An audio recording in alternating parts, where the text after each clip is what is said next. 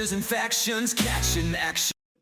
Hello, everybody, and welcome to the final episode of Finishers and Factions, the Smackdown for Season 1. This week, we are in Las Vegas at the T-Mobile Arena, and this week was action-packed from the start, as we saw LA Knight get in a sneak attack on Tama Tonga in the car park, as we see all the rest of the superstars arriving in Las Vegas. LA Knight attacks Tama Tonga as him and Solo Sikoa get out of a black SUV. And Tama Tonga gets his hand smashed in a car door by LA Knight. And LA Knight just disappears out the side door and runs for the hills. Yeah! We move from there after we finish our selection of VTs for who's here and who's not here and what's going to be happening throughout the course of this episode, into a Seth Rollins in-ring promo, which came out in him in a very strangely designed suit. Very much had Ed Hardy thrown up all over it. And you know what? I could probably guess that it was an Ed Hardy suit. It didn't take much of an eye to pick out that Ed Hardy design. And as he comes into the ring, he receives his microphone. He stands in the middle of the ring and just holds it up in the air while the crowd sit back and sing his theme music. And then obviously we start with a good old CM Punk chant, which we get every time we see either Seth Rollins or Roman Reigns, because that Second City Saint is definitely the people's choice. When I say the people's choice, he's my choice when it comes to this triple threat situation we have at the end of night one of WrestleMania. So, as the crowd are chanting CM Punk, Seth Rollins takes up a very CM Punk style position, sat in the middle of the ring with his legs crossed and a microphone. It's the wrong place for a pipe bomb, but it definitely feels like a pipe bomb. The crowd start chanting OTC, at which Seth Rollins says we'll get to the original tribal chief in a minute, but CM Punk is the man I want to talk about first. And while we're talking about CM Punk, let's talk about the fact that he came back to the wrestling universe after 10 long years. But he stands here and he tells everyone that he came back to wrestling for the WWE fans, the WWE universe. But that's bollocks, because he went to AEW first. And he came back because they offered him a nice, big, fat check. And then he burnt all his bridges like he did and always does, and comes back to WWE for another big, fat check. Now, Punk likes to pretend that he came back and he, because of the universe, but he doesn't care about them. He's a liar, he's a fraud and a coward in the opinion of Seth Rollins. He then moves on to say about Mr. OTC. He says he doesn't even pretend to care about you guys. He doesn't pretend to care about WWE. OTC only cares about one thing, and that is the OTC. He says that, Roman's only here to get his hand-picked opponents and his big flashy locker room and his private jet and his big tour bus that he gets. He says, but he knows nothing about sacrifice. And to be fair, neither does CM Punk, according to Seth Rollins. But Seth, according to Seth Rollins, says that he knows an awful lot about sacrifice. He said this whole story started 12 years ago with Paul Heyman when he brought the Shield into WWE to be the Shield for CM Punk. And obviously the members of the Shield were Seth Rollins, Roman Reigns, and Dean Ambrose, who we now know as Jon Moxley from AEW. And they were brought in to be CM Punk's Shield in his feud against The Undertaker. And every single night, Seth Rollins went out and gave it everything he had, gave it everything he'd got, but he didn't even get the thank you that he deserved because everyone backstage was all concerned about Roman Reigns. So even after Punk had taken his ball, fucked off home, and gone away, and we had the slight echoes, it was still Seth that was in the ring every night, trying to do the same thing. He even comes back to, when it comes to sacrifice, he says at WrestleMania last year when he helped Cody win that championship with his knee hanging by a thread. His stepdad was sat at home dying of cancer, and he was there to be a shield to make sure that Roman lost that title. He said, but after all of this, he said the story ends tomorrow night in the main event of the first night of WrestleMania in one of the most important triple threat matches in the history of professional wrestling. And once again, Seth Rollins says he's going to lay it all on the line like he's done for the last 12 years to make sure this industry moves forward in the right direction. And he then goes on to say that's not a spoiler, that's a pipe bomb. Which is an interesting one considering what everyone's been saying. But that does lead me quite nicely into the next little section. So we are now given the rundown from this year's WrestleMania for both Saturday and Sunday. So the Saturday, we have the main event, which is CM Punk, Roman Reigns, and Seth Rollins in that triple threat match. We've got Jade Cargill and Naomi. New Day take on the War Raiders for the WWE Tag Team titles. We have El Grande Americano versus Rey Mysterio. LA Knight is facing Jacob Fatu for the United States Championship. Tiffany Stratton and Charlotte Flair go one-on-one for Tiffy's women's title. And we will see Jey Uso versus the ring general Gunther for the World Heavyweight title as well. That leads us on to WrestleMania Sunday, which is main evented by Cody Rhodes and John Cena for John Cena's last WrestleMania appearance in ring, as this is one of the last major pay-per-view stops in his retirement tour.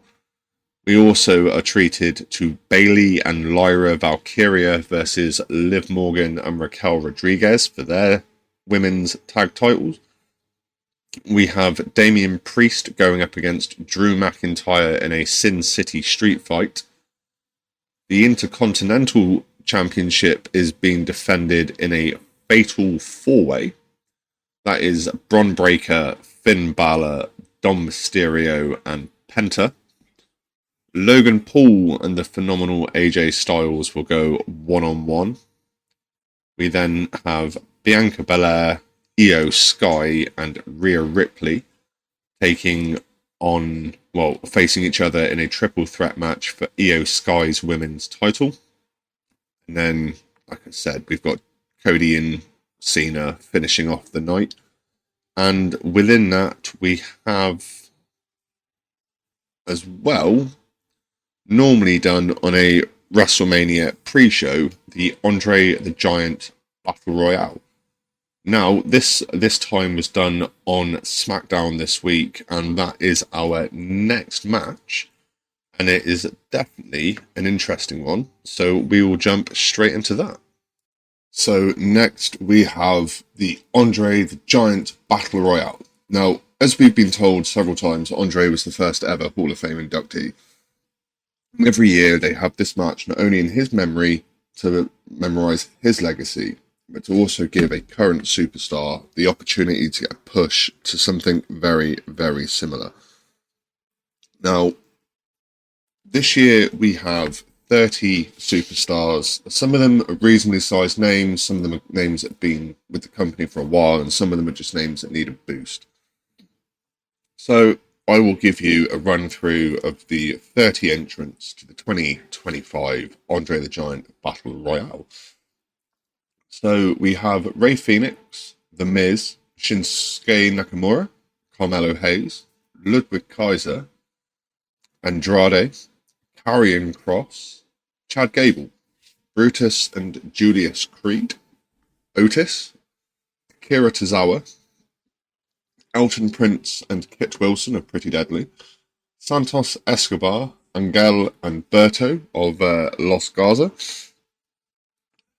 R-Truth, Carlito, Dragon Lee, Grayson Waller and Austin Theory of A-Town Down Under, the team of Pete Dunne and Tyler Bates, and Cruz del Toro and Joaquin Wild. Now, this one started off pretty much, I thought, as a bit of a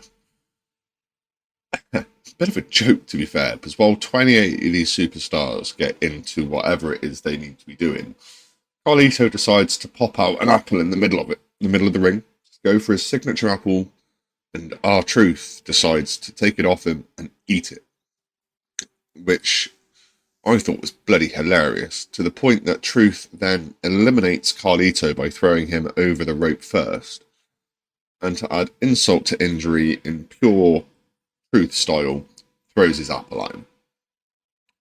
At which point Miz kicks R-Truth off the apron to save Carmelo Hayes. Karrion Kross starts on the Miz, but Hayes saves him, and together they both throw Karrion Kross over the top rope, but he does manage to save himself and is therefore not eliminated at this point. We then see Rey Fenix take Berto over the top rope with a Hurricane Rana, and then Angel over with an uppercut, which means that Rey Fenix has basically eliminated Los Garza single-handedly. Grayson Waller and Austin Theory team up together to throw out both members of Pretty Deadly, so that would be Elton Prince and Kit Wilson. Ludwig Kaiser himself eliminated Tyler Bates and then saves himself after being, like, the soles of his feet being just inches from the floor.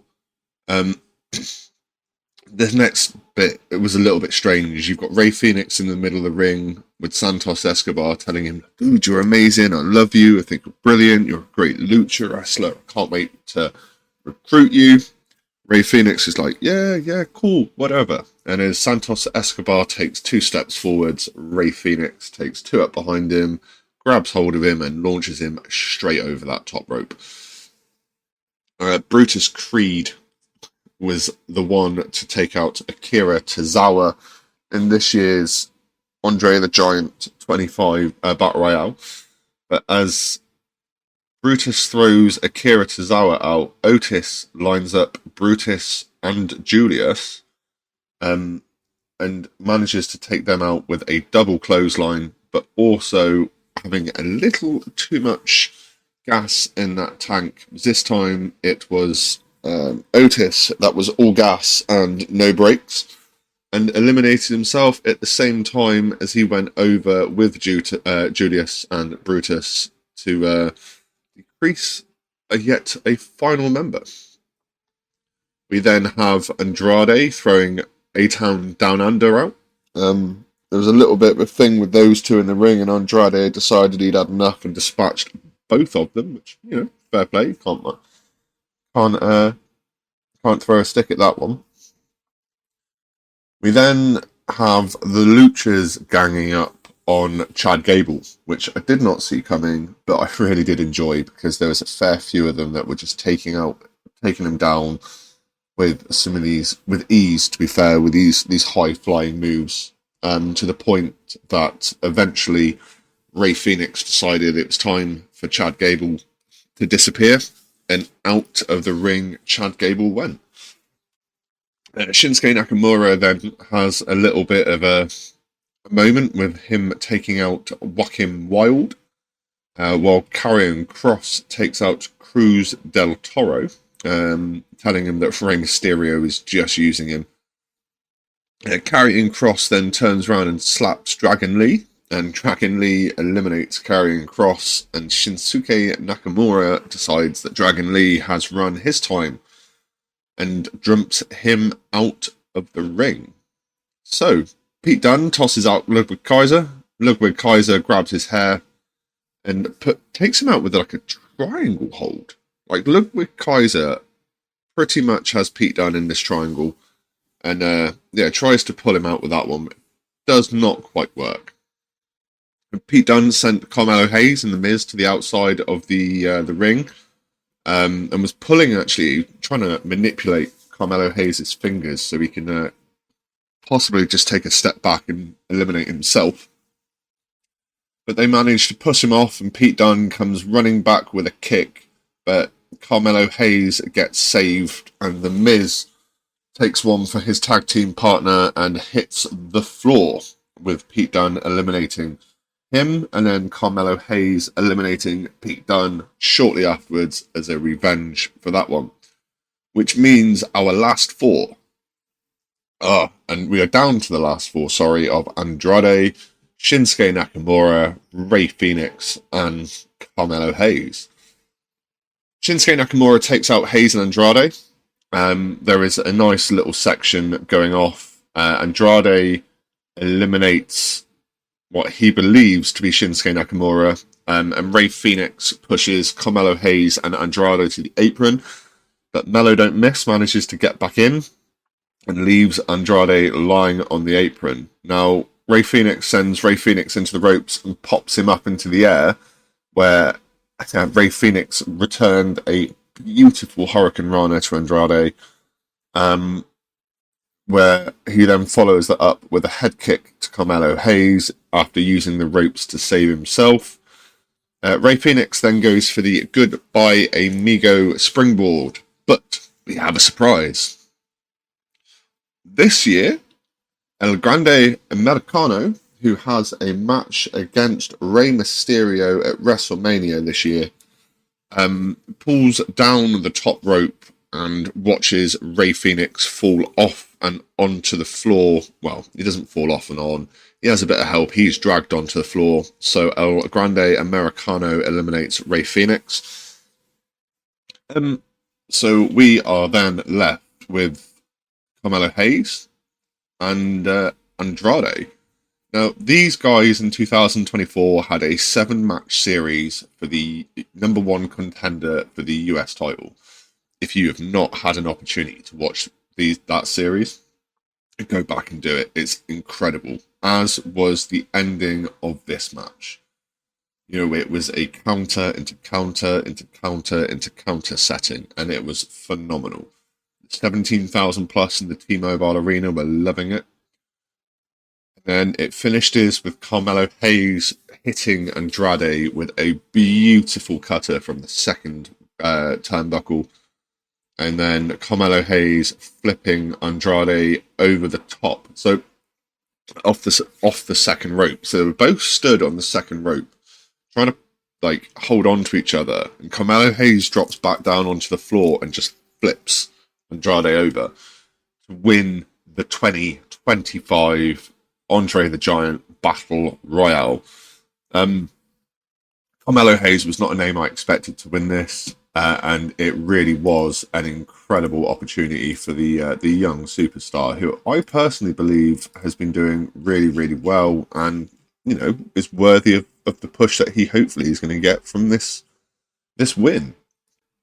After watching Carmelo Hayes and The Miz celebrate Carmelo Hayes' win, we are shown a Hall of Fame VT. Now, I'm not going to go too much into this one, because Adam did an entire bonus episode on this, which was released yesterday. It was released a little bit earlier today, but it's taken me a few days to record this. So, yeah, it's already out, and you can hear that live on the Finishers and Factions, Spotify and YouTube. Yeah, so we got a VT of the April 2012 Hell in a Cell match between Triple H and Undertaker, with HBK as a special guest referee. That is because Shawn Michaels is inducting Triple H into the Hall of Fame this year. We then get a little snippet of what happened between Charlotte Flair and Tiffany Stratton after her match last week, when Charlotte had been sent home and Wade Barrett was saving Tiffy from a bit of an ass kicking that she did not need.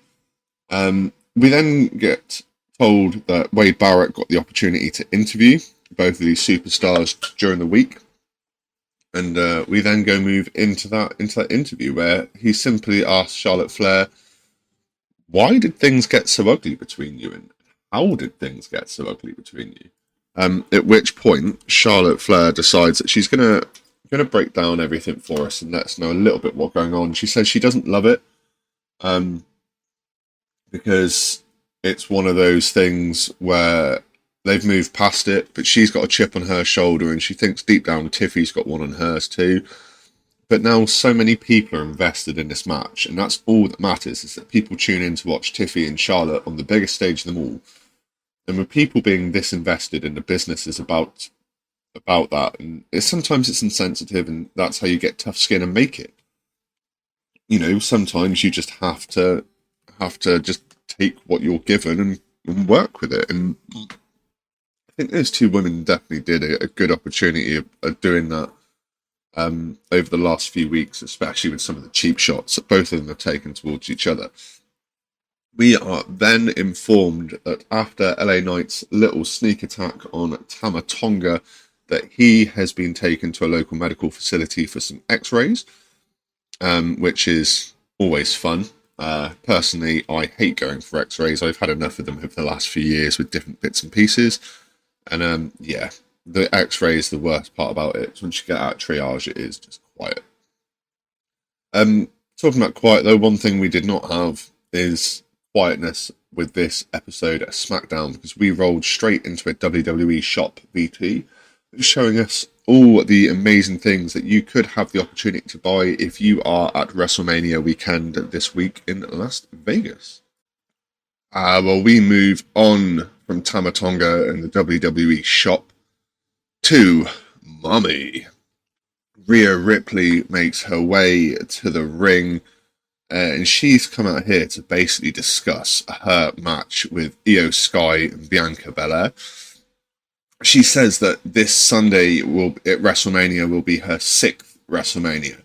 And each time she's been in a championship match, but this one is the most important to her, because she let herself get distracted by Bianca Belair, and she lost her title to Io just before WrestleMania. She isn't going to talk about the last few weeks, but there is no point talking about the past anymore. And Sunday she gets back what she wants, and she's going to do what she has to do to get it. At which point we hear that Rhea Ripley says that she's walking out of WrestleMania this year. You're 3-time women's world champion. Io Sky comes busting out with that championship over her shoulder, kind of like, nope, this is mine, bitch. I'm having this, and I'm going to hold on to it. And before Io can even say a word to Rhea about what Rhea has said, Bianca Belair music hits, and out comes Bianca Belair. Now, this woman gets booed so hard, it's unreal. Like, I have no idea how Bianca managed to generate this kind of heat, but she has managed to get herself some incredible heat with this one, and it's actually really, really strange. Because if anyone in this process should have that much heat, it should be Rhea for pushing her way into Bianca versus Io for the title.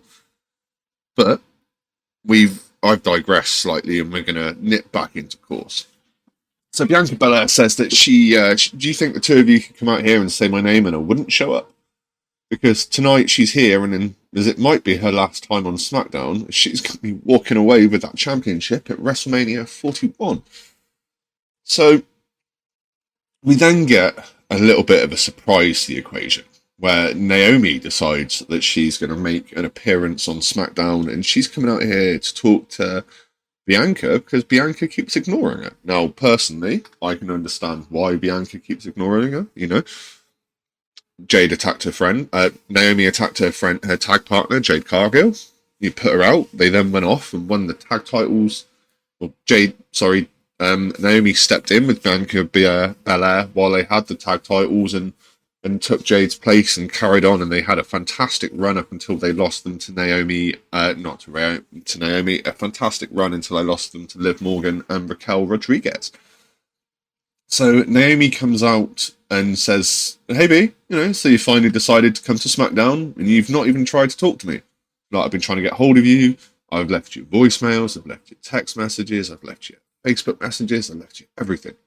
all sorts. But what happened to our friendship? I wanted to do this in private, but we're going to do it here. And Bianca's like, no, we ain't doing this right now at all. I'm out here trying to talk about a title match, and you're out here trying to talk about when we go in for drinks? I don't think so, somehow. Naomi asks about why Bianca cares so much about Jade, and that, Jade wasn't really there for her like Naomi was, and tomorrow Naomi's going to finish what she started. Now, I do not think that is going to go the way that Naomi thinks it is going to go. I'm not going to lie to you. I think Jade Cargill has got Naomi's number, especially after Elimination Chamber, where Jade Cargill returned, beat the living crap out of her, and, disappeared herself. Cargill's had some good matches, and I don't think Naomi's got too much of a chance.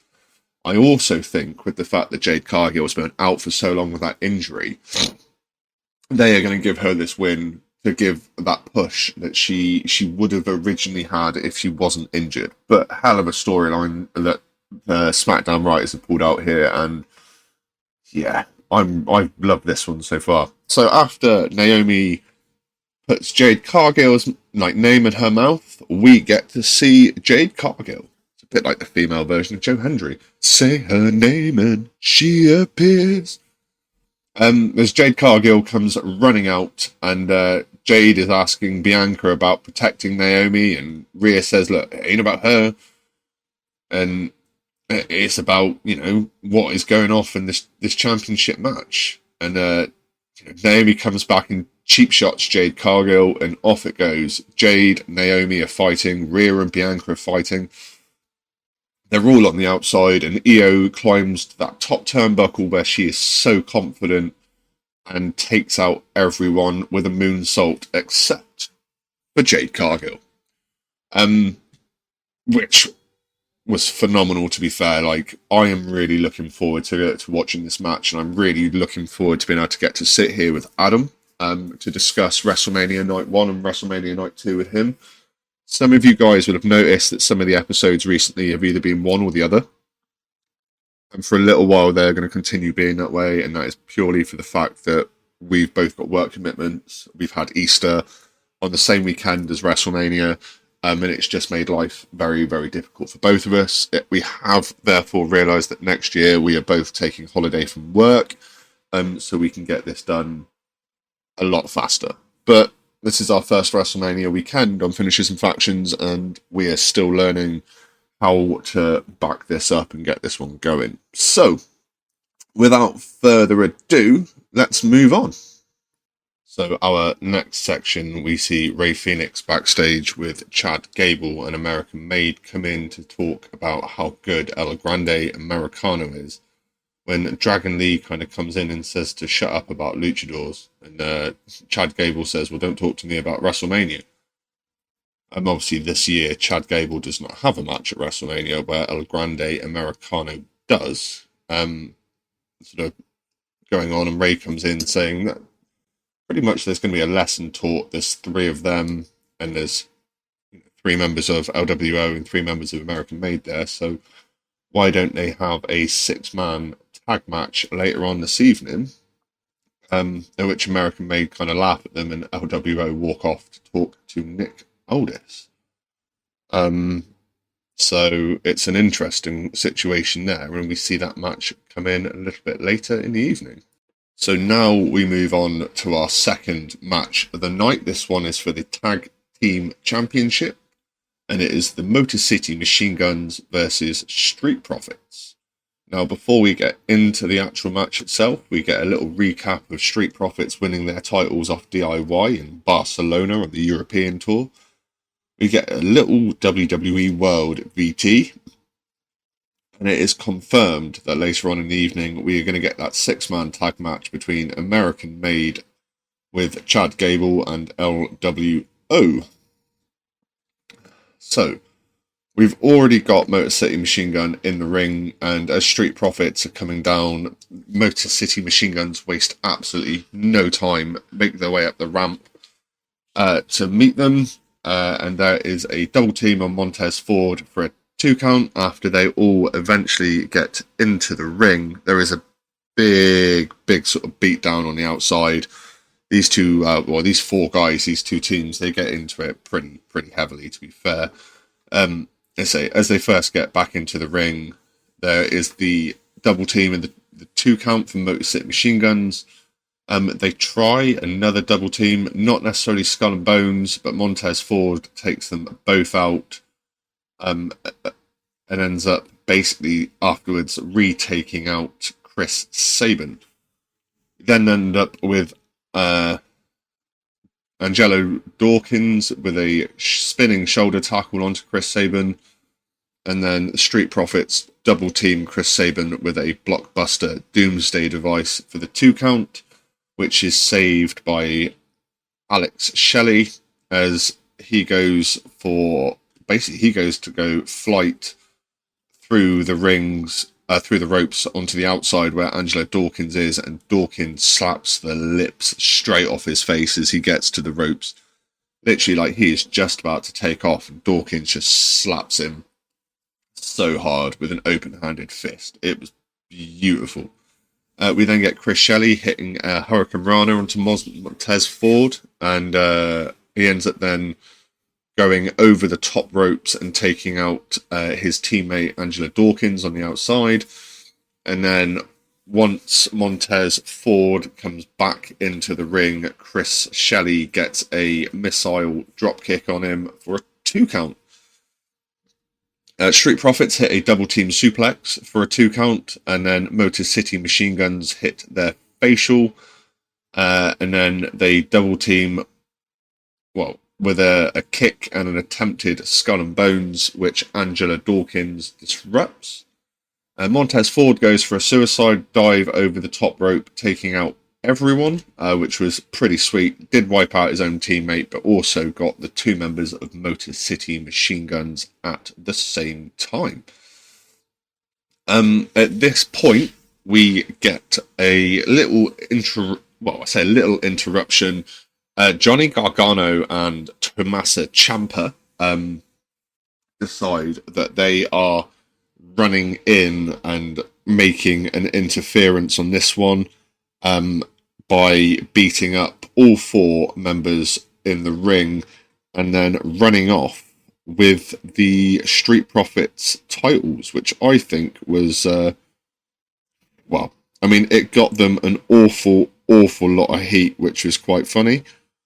And I would like to thank Van Dyke, who follows the Finishers and Factions podcast on TikTok, for commenting on one of our videos this week, saying that I indeed look a little bit like Tommaso Ciampa. I will take that compliment. Thank you very much. Shortly after this, we see Nick Aldis backstage on the phone. He's obviously just been told about what is, he's not just been told, he's just seen what's gone on. He's trying to make sure that he gets those titles back so Street Profits don't cause an issue, at which point Chelsea Green comes in and says she wants to serve a formal complaint about last week and hopes that it's going to be rectified, at which point Nick Aldis says, yeah, that's fine, I'll rectify it. The 6-woman tag match you're supposed to be part of? Forget it. Chelsea Green, you are going to go one-on-one again this week with Zelina Vega, and, well, because it's a singles match, it's a one-on-one match, you won't be needing the Secret Hervis, so they won't be at ringside, and Chelsea Green is pissed. She is not happy at all, and to be fair, can you blame her? She's not been able to do too much about what is going on without the Secret Hervis.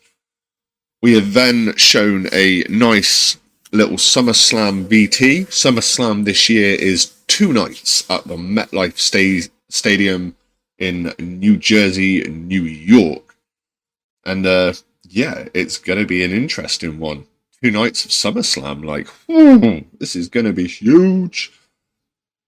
At which point, we then see DIY backstage with those tag team titles. They have just stolen out of the middle of the Smackdown arena from Street Profits.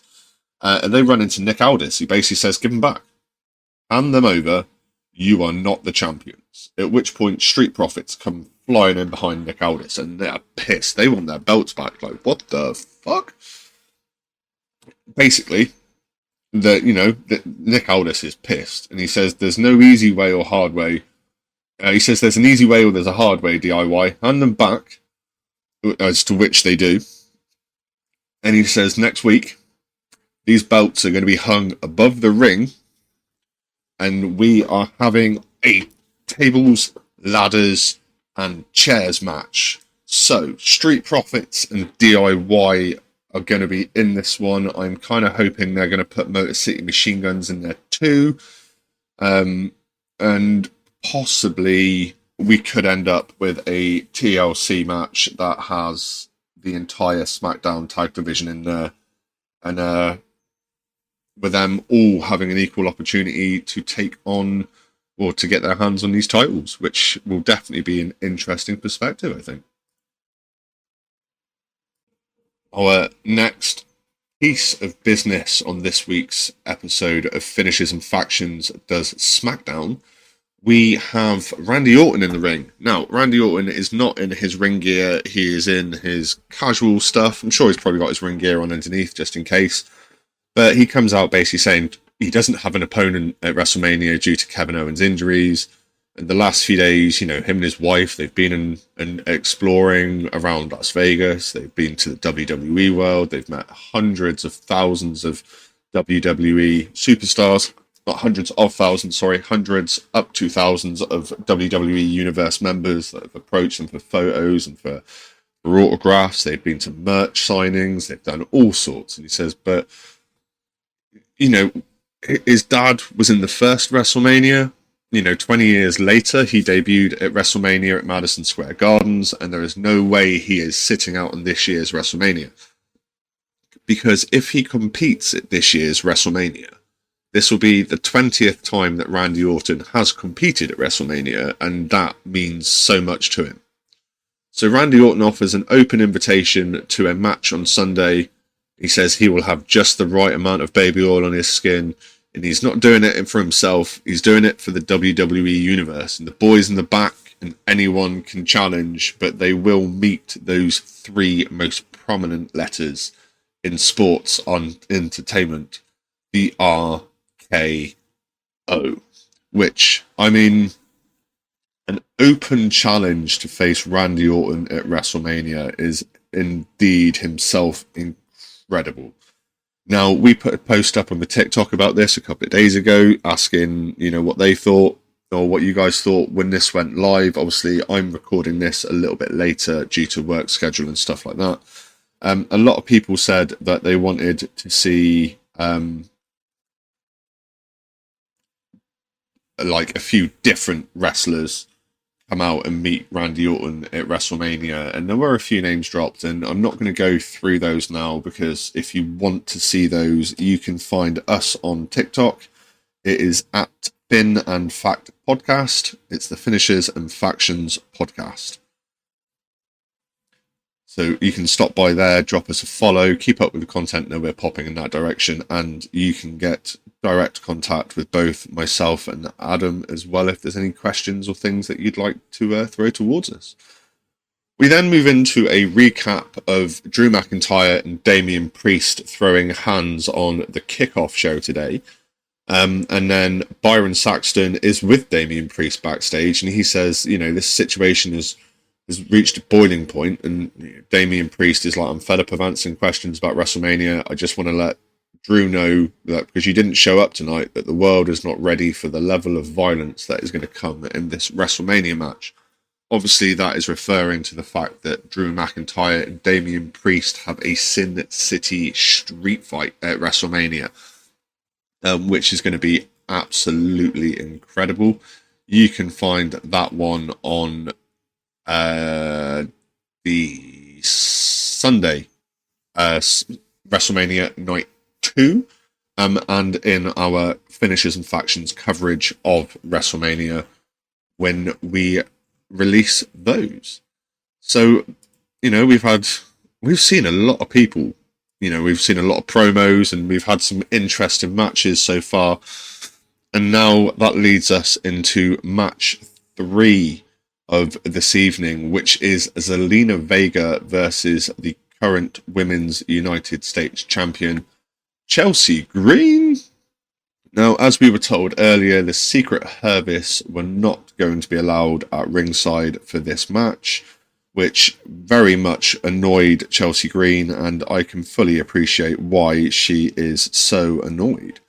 These guys have basically been saving her ass the last few weeks. Every time she's got into a match and had an issue, the Secret Service have been there to protect her and sort her, keep her safe. And this time it's not going to happen.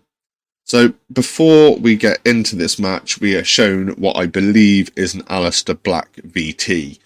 It gives us the date of 4/25/25, which is the American way of writing April 25th, 2025.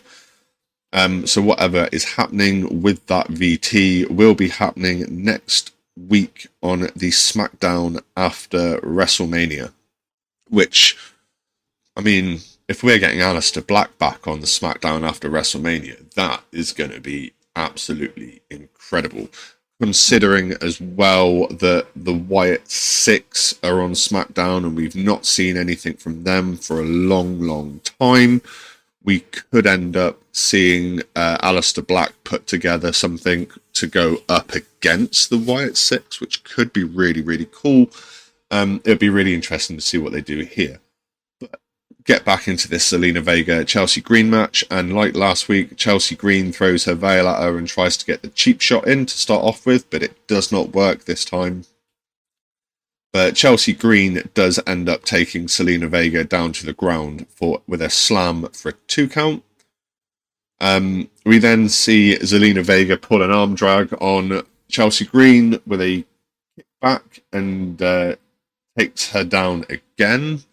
Zelina Vega then throws Chelsea Green out of the ring, and Chelsea Green throws Zelina Vega into the barrier at timekeeping after Zelina Vega has gone out to continue her assault on Chelsea Green.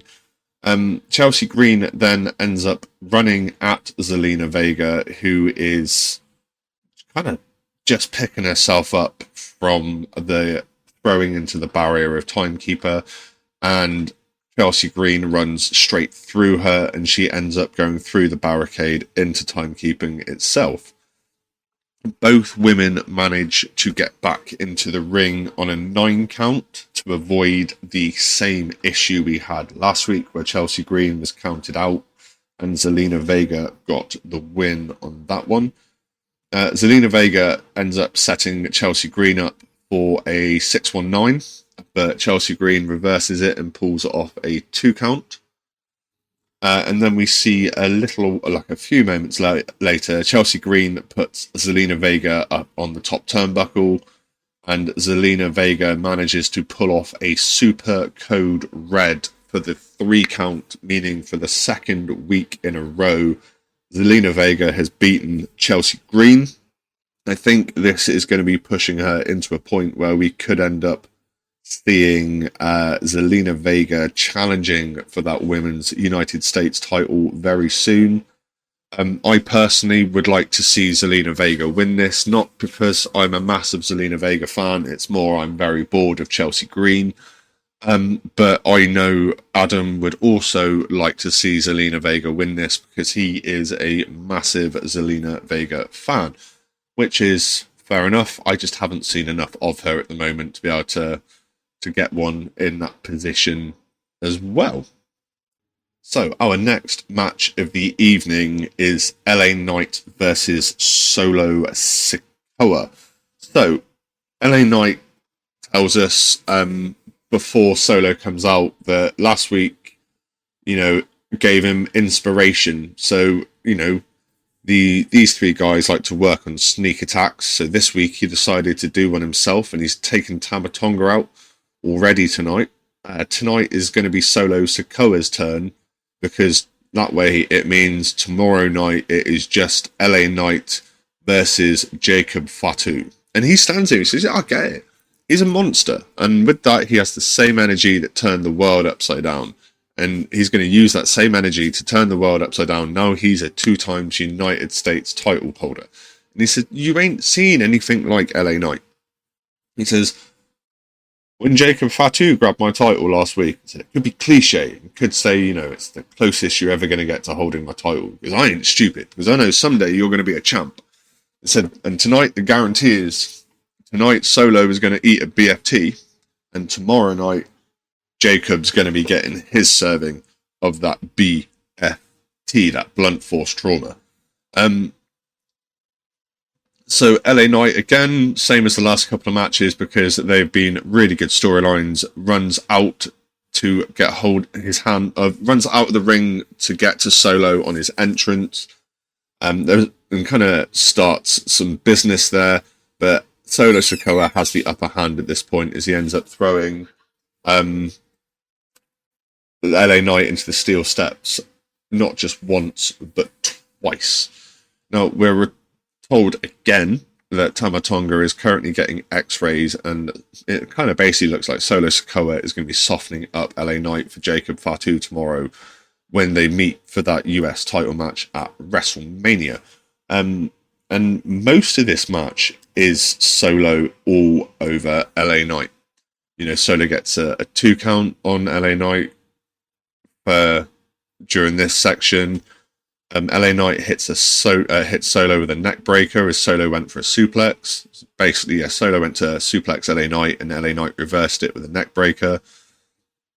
There was a double Samoan headbutt to the ribs. It was basically Solo Sikoa just headbutting LA Knight in the ribs twice, and we're told that a Samoan headbutt is very, very hurtful. It's very painful and it hurts a lot. And LA Knight sells this really, really, really well. It was just as we see LA Knight climb the top rope, Jacob Fatu comes flying in and dropping him straight off. And the match is called off straight away. The referee's like, nope, I'm done. Match is over. No contest. And it's, I think it's either no contest or disqualification. Either way, I think it's no contest, actually. Either way, both of Jacob Fatu and Solo Sikoa at this point giving LA Knight a bit of a beatdown, at which point we see the big SOB, Braun Strowman, come running out from the back. Obviously, he's going to want a piece. Him and Jacob Fatu have got some history. Him and Solo Sikoa have got some history. LA Knight and Braun Strowman seem to be doing really well together, like when they've had to have matches together recently. So it has, him running out and coming down is incredible. And as he comes out, he hits a double crossbody on both Solo Sikoa and Jacob Fatu, who are waiting for him. And then LA Knight drops Jacob Fatu again shortly afterwards. As they are deciding that they're going to have one hell of a beatdown, Nick Aldis comes to the top of the entry rank and means that Jacob Fatu doesn't want to wait, and the rest of you can't keep your hands off each other. We're going to have a tag match. Yes, Nick Aldis, ladies and gentlemen, came out here and played the Teddy Long card.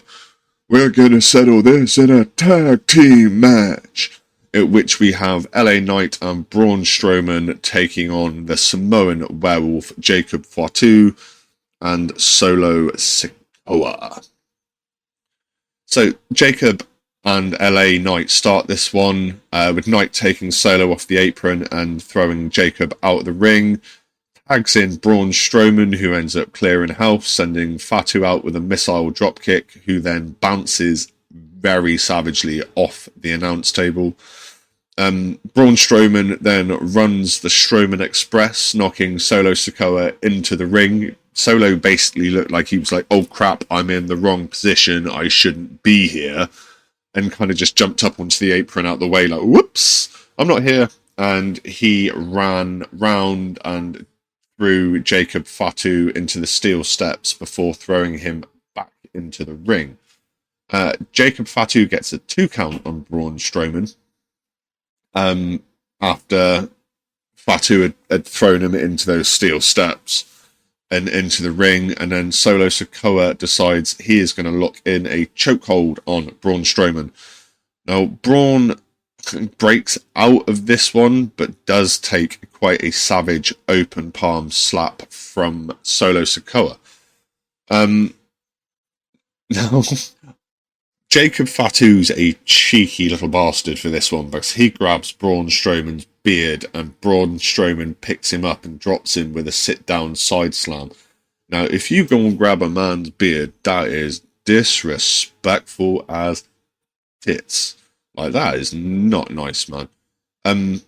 But LA Knight drops Solo Sikoa with a reverse facebuster and pushes Jacob Fatu off the apron back into the announce table and ends up hitting a leaping elbow on Solo Sikoa, and Jacob Fatu saves the count at 2, and Braun Strowman drops Jacob Fatu back out of the ring as a thank you very much. I've seen your face again, and I don't want to see it for a few minutes. We then get LA Knight sending Fatu over the announce table for a third time with a baseball slide. Basically, baseball slides into him, sends him flying back into the announce table. Solo Sikoa goes for a Samoan spike, but LA Knight counters that with a blunt force trauma for the 3 count, which means LA Knight and Braun Strowman take down the team of Jacob Fatu and Solo Sikoa. But will LA Knight be standing tall the same point against his match at WrestleMania tomorrow against Jacob Fatu? We will find out then.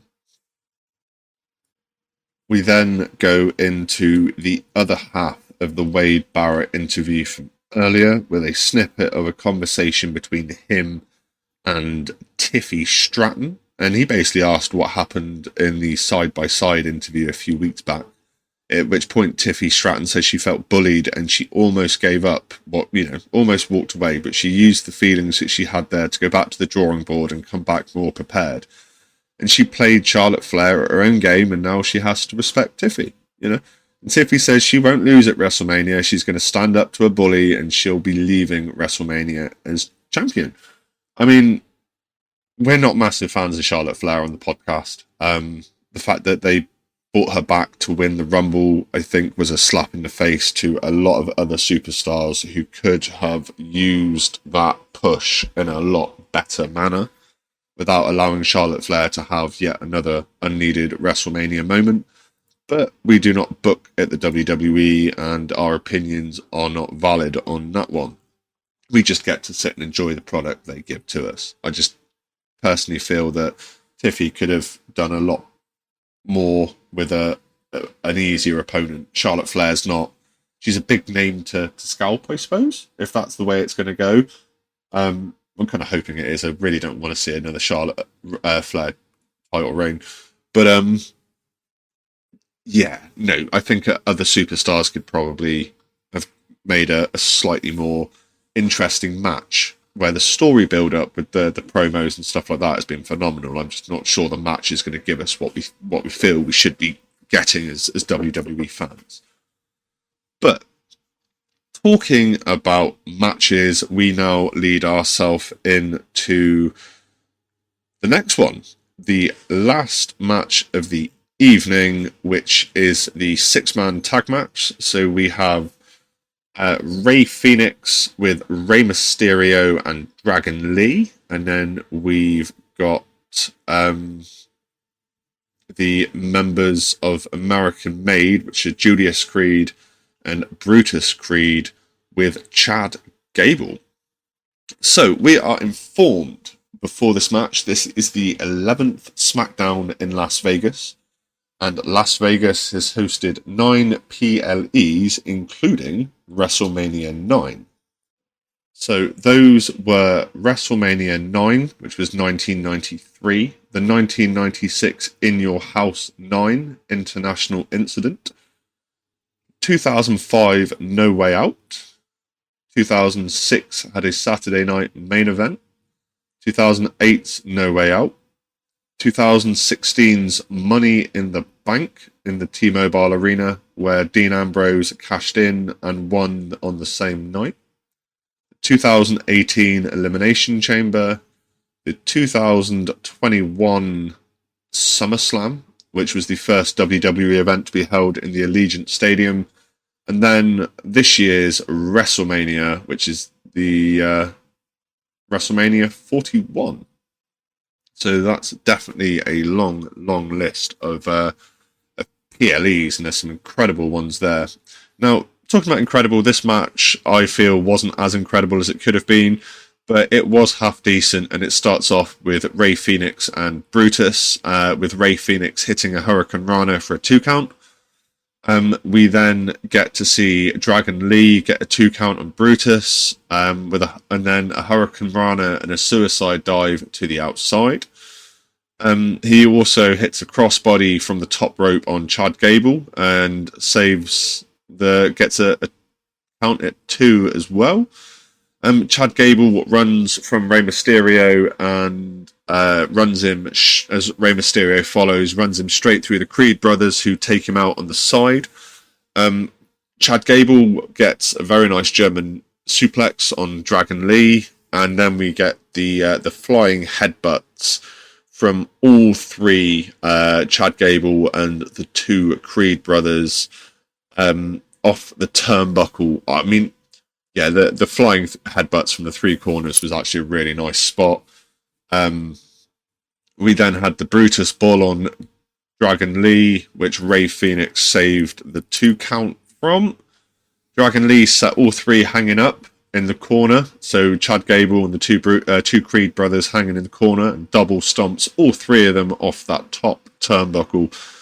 Really was a very, very nice piece of work to watch.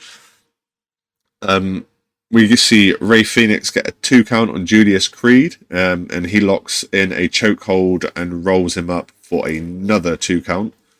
Julius Creed hits Rey Fenix with a gut shot and a suplex, at which Rey Fenix pulls out a springboard arm drag into a stepping stone Hurricane Rana on Chad Gable.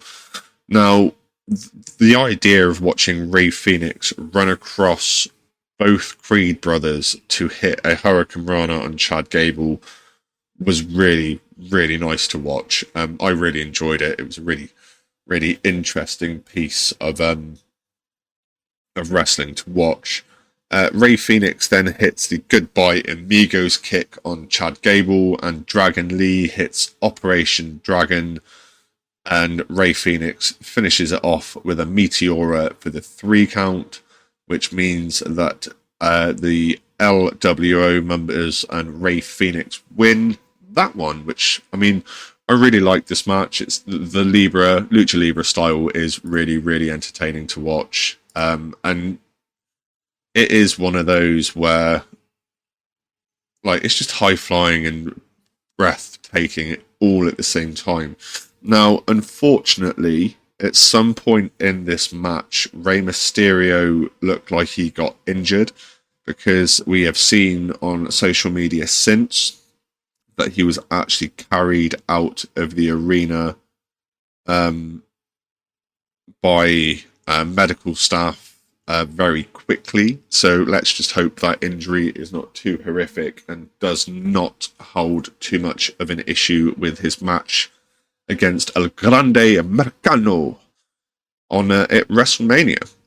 We then go into a recap VT of the whole Seth Rollins, Roman Reigns, CM Punk storyline, which recaps, that the end of that will be the main event of WrestleMania Night 1. From that point, we will find out where that goes, and I will be covering that one with Adam in our Finishes and Factions Breaks Down WrestleMania episodes, who will be out very, very soon. So after that recap, we then have the undisputed WWE Champion come to the ring, Cody Rhodes. And as Cody takes the microphone in the ring, and he's just about to do his thing of, Las Vegas, what are we going to talk about? As the microphone touches the breath coming from his lips, we hear John Cena's music, and he comes out before Cody can even say anything. and makes his way down to the ring. Now, as Cody goes to talk, John Cena comes up with, "Shut your mouth, kid. You know, don't need to hear this." He goes, "This is my 20th WrestleMania and my 12th title match at WrestleMania." And he knows better than anyone that you can get lost in the voices, and the only voice you should be listening to is the one looking directly in the eye. Now, Cena cuts some incredible promos. I don't care if you don't like his in-ring ability. Him with a microphone is ruthless. We've seen him destroy so many superstars with words over the years. He's done Roman Reigns. He's done The Miz. You know, he did Dean Ambrose. You know, he's done so many people with the microphone over the years, and he's doing Cody week in, week out at this point. Up to now, and especially up to now where Cody's had the physical edge on him. But yeah, Cena's definitely got the microphone edge. He goes on to say Sunday is the last time he'll be in a WrestleMania ring, and no other wrestler has retired in the way he has. And there is no way you can face a man who knows he's done, you know, and what he's doing is nuts. And the WWE thinks it's fake and thinks, you know, there's always one more match. One more match. He said, you know, and that's not a wrestling retirement. He goes, and that's because the others that do it are just insecure losers who need the fans, because when they're not wrestling, they don't have anything else. You know, they come back as a shell of the person they were, because they need the recognition of the WWE universe. He says, "I've got everything I need. I don't need them." Said the only reason he is here is to take the title from Cody and from the WWE universe forever as the last real champion. And it was one of those. He goes, "Last year when you won the title, when it was being raised, and every day you get to hold it, it gets heavier." He said, and Sunday is the day you'll lose it because you care about the WWE universe, and they don't write history. Winners do. So he came out tonight because he wanted to share one more thing with him before Sunday. When John Cena won the Elimination Chamber, he knew it'd be hard to beat him at WrestleMania, and he changed all of that when Cody said what he said to The Rock. He said Rock gave him a chance to win, and give him a choice to win or do what they think is right. And, you know, he chose to do what he thought was right. He didn't, you know, winning's one of those. And that's when he knew that Sunday night, Cody does not stand a chance to retain that title, and he's going to prove to them and all he has to do is prove to the WWE universe that they don't matter. You know, on Sunday, to beat John Cena, Cody Rhodes has a choice to do what the WWE universe thinks is right, or win. And Cody Rhodes doesn't need a tattoo or a suit to be someone, because on Sunday he's going to make him someone that knows how to be a winner, and to be a winner you can't hang with losers. Or he's going to make him someone who had the chance to be a winner and blew it. And he says, "You ain't the quarterback, kid. You ain't the captain. You're a kid in a man's world who doesn't have the balls of the last real champion." And Cody Rhodes says that John Cena's always got something to say, and this crowd knows how they feel about you. And John Cena says, "Is this who you fight for? This poor excuse of a crowd. Is this what matters to you?" And Cody Rhodes said that in London, John Cena said he didn't bury talent. Well, Cody can name a whole graveyard of people whose careers he buried. And then Cody gets a little bit personal. He says, "John, do you know the name of the guy who gave you the microphone? Or do you know the name of the guy who followed you down with the camera?" I said, "No, because it's a different WWE to when you were here last, and you haven't been here since Elimination Chamber." Says, "You call me underwhelming? I think you're overrated. You're overbearing. You're out of touch." He says, "Your face is like melted wax. You're paler than Sting at Starrcade 97.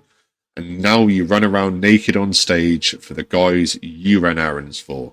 We're in 2025 now, John, and you still can't wrestle." You know, and then at which point John Cena listens. Cody Rhodes, the fans in the stadium are just singing, "Cody, Cody Rhodes." John Cena calls them an idiot.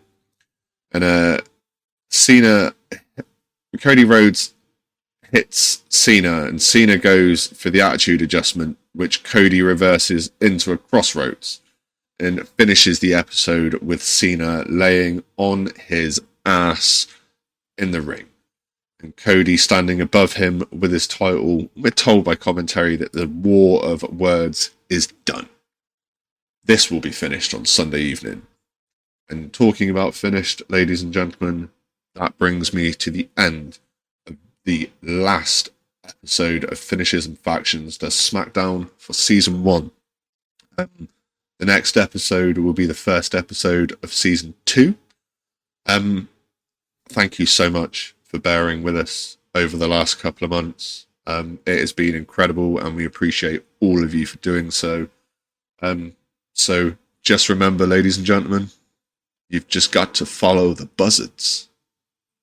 See you for WrestleMania. Peace out.